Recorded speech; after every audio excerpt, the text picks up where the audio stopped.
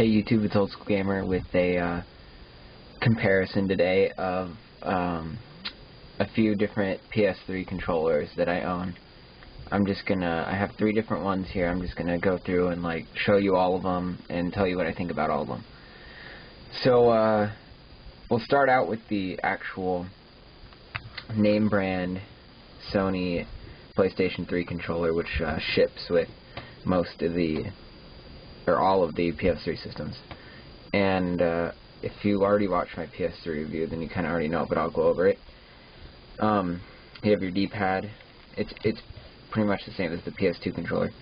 You have your D-pad on the left, your 2 analog sticks, your start select buttons, your PlayStation button in the center, your square, triangle, O, and X buttons.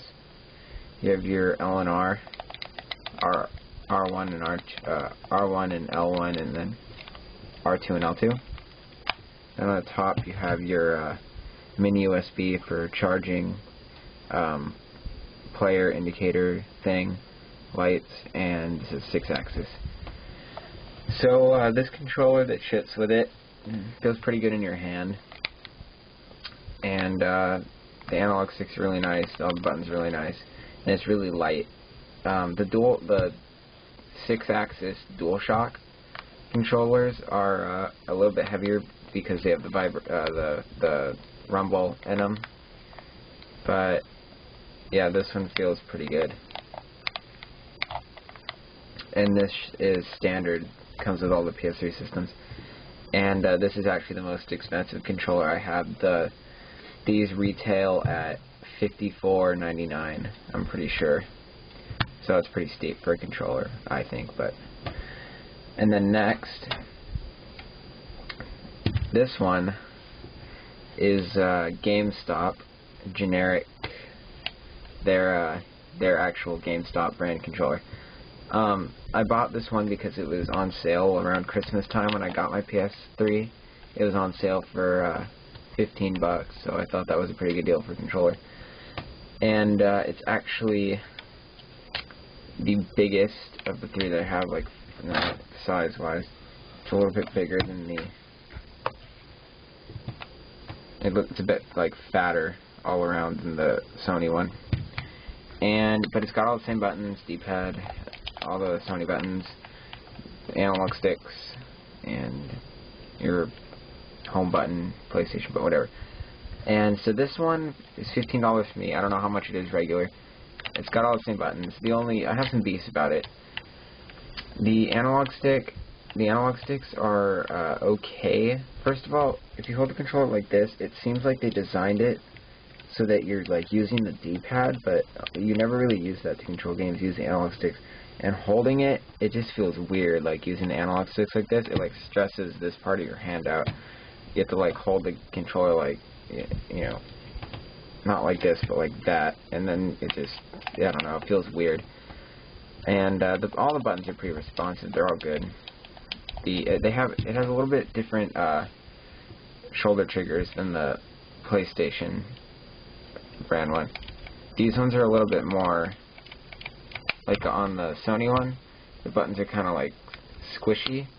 These ones are a little bit, I don't know what the word for it is. They're just different. I kind of like them. They feel pretty good. I just don't like the actual shape of the controller, so I usually don't use this one. Another thing I don't like about this controller is it runs on actual batteries. It's not rechargeable, so that's a bummer. And also, it's not Bluetooth. It has this little thing that plugs into the USB on your PlayStation, little wireless transmitter, which is actually pretty bulky. It's pretty big. So you're out one USB port. It's not really that big of a deal, but I don't know. And then the last one that I have, I just picked up today.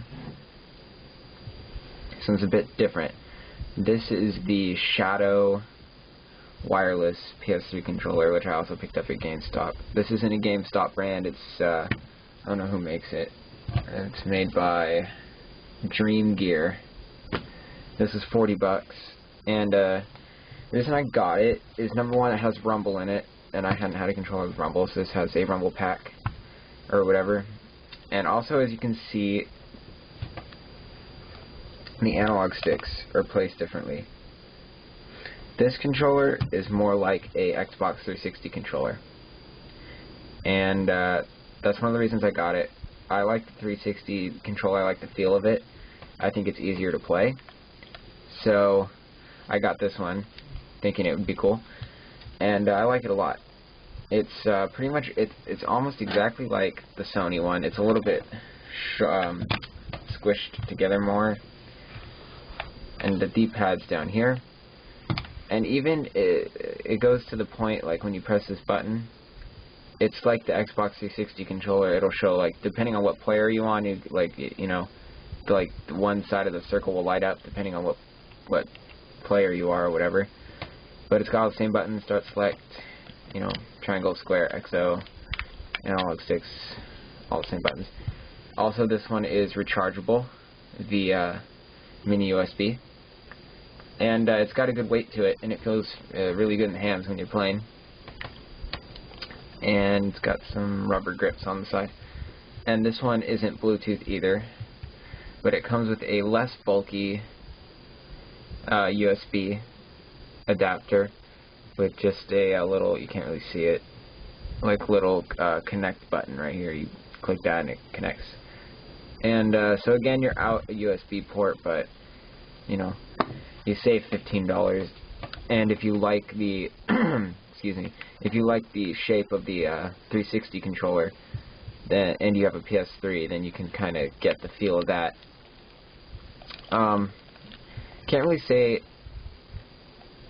I don't really dislike anything on this one. The only thing that is kind of weird is the shoulder triggers are a bit unresponsive to me, but like, they work fine, but like the feedback when you use them is just kind of weird. But when I'm playing Call of Duty and stuff, I'm using the R1 anyways. So yeah, this one's a good controller. So basically, probably for most anyone, the you know, licensed Sony controller is probably the best. And if you're looking for a cheaper alternative, then one of these types of controllers that off-brand are a good way to go too. And if you're really, really desperate and you really need a controller and you don't have a lot of money, then I guess the GameStop one is okay. Or, you know, but it's not as good as the other two. So that was kind of just a comparison of all the PS3 controllers I have. And hope you guys enjoyed it. Thanks for watching. Bye.